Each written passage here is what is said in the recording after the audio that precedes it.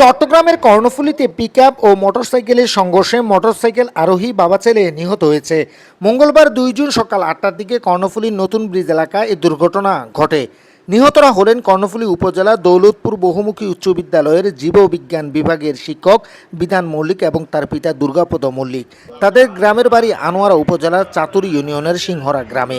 স্থানীয় ও পুলিশ সূত্র থেকে জানা যায়, নতুন ব্রিজ থেকে মোটরসাইকেল যোগে বিধান মল্লিক এবং তার পিতা দুর্গাপদ মল্লিক গ্রামে যাচ্ছিল। পথিমধ্যে নতুন ব্রিজের প্রথম সিঁড়ি এলাকায় পৌঁছালে একটি পিকআপ তাদের মোটরসাইকেলে সজোরে ধাক্কা দিলে ঘটনাস্থলেই তার পিতা দুর্গাপদ মল্লিকের মৃত্যু হয়। পরে ছেলে স্কুল শিক্ষক বিধান মল্লিককে গুরুতর আহত অবস্থায় চট্টগ্রাম মেডিকেলে ভর্তি করানো হলে আইসিইউতে চিকিৎসাধীন অবস্থায় তিনিও মৃত্যুবরণ করেন। এদিকে দুর্ঘটনা কবলিত যানবাহন দুটি জব্দ করা হলেও ঘটনার পরপরই ঘাতক পিকআপ চালক পালিয়ে গেছেন বলে জানায় পুলিশ।